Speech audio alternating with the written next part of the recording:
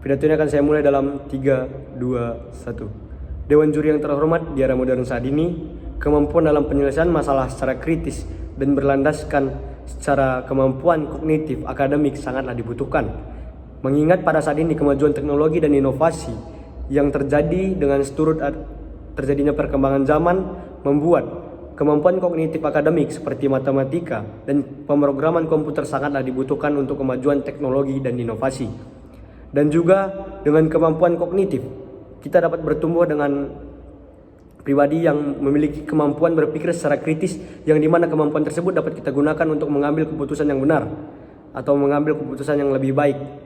Sehingga dengan demikian saya menyatakan bahwa saya berada pada pihak yang tidak setuju atau posisi terhadap mosi yang telah ditetapkan pada hari ini. Adapun mosi yang telah ditetapkan tersebut adalah Dewan ini percaya bahwa pendidikan yang berfokus pada pengembangan keterampilan dan praktik sosial lebih baik dibandingkan hanya berfokus pada kemampuan kognitif dan akademik.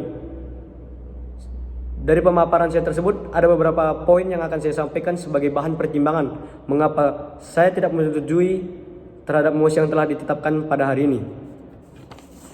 Adapun poin yang pertama adalah keberlanjutan dari kemampuan kognitif. Di dalam pidato yang disampaikan pemerintah, tim pemerintah dalam pidato yang disampaikannya mengatakan bahwa kemampuan kognitif tidak terlalu atau kurang bermanfaat di dunia pekerjaan. Sehingga saya dengan tegas menolak pernyataan tersebut, karena pernyataan tersebut sangatlah tidak sesuai dengan realita yang ada, yang dimana seperti yang kita ketahui bahwa kemampuan kognitif seperti berpikir kritis serta menganalisis adalah dasar kemampuan yang dimiliki oleh kemampuan kognitif, yang dimana hal tersebut adalah hal yang sangat dibutuhkan di semua profesi atau pekerjaan yang ada. Dan juga banyak profesi yang tidak hanya memerlukan keterampilan, melainkan juga membutuhkan pemahaman yang mendalam tentang teori-teori yang menjadi dasar dari kemampuan kognitif. Sehingga saya menekankan kembali atau menegaskan ulang bahwa pernyataan tersebut adalah pernyataan yang salah, karena kemampuan kognitif juga dibutuhkan atau berdampak besar bagi dunia pekerjaan. Yang kedua, inklusivitas. Di dalam pidato yang disampaikan pihak pemerintah juga menyampaikan bahwa pendidikan kognitif tidak inklusif. Sehingga saya dengan tegas juga menolak pernyataan tersebut. Dikarenakan menurut pendapat saya, kemampuan kognitif merupakan kemampuan yang dapat menjadi atau memberikan fondasi yang universal untuk berbagai profesi di bidang pekerjaan.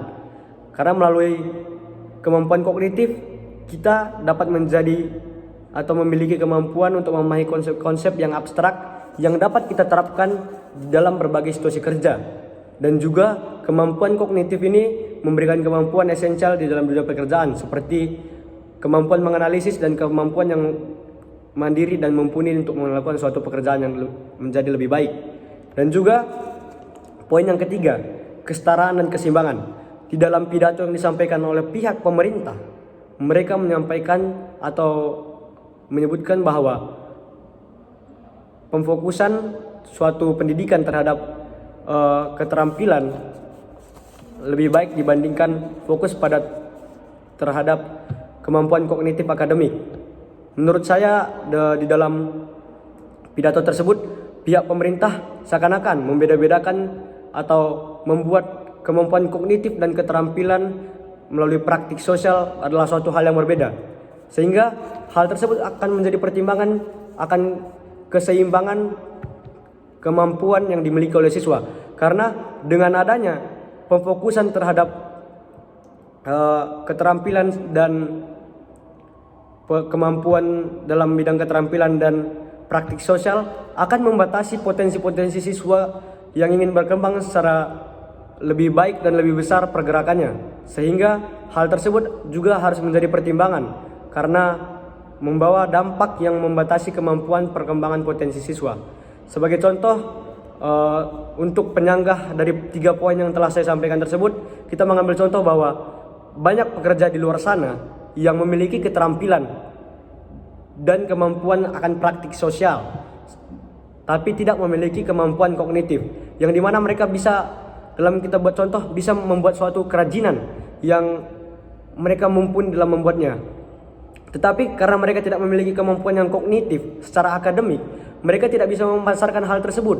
Contohnya saja, UMKM mikro, mereka hanya tahu untuk membuat suatu usaha tanpa tahu bagaimana cara mengembangkan usaha tersebut, karena mereka tidak mengetahui bagaimana cara mengembangkannya secara kemampuan kognitif dan akademik. Sehingga dapat kita simpulkan bahwa kemampuan kognitif dan akademik sangatlah dibutuhkan di dalam pengembangan pekerjaan yang yang tidak disampaikan dalam pidato pemerintahan tersebut.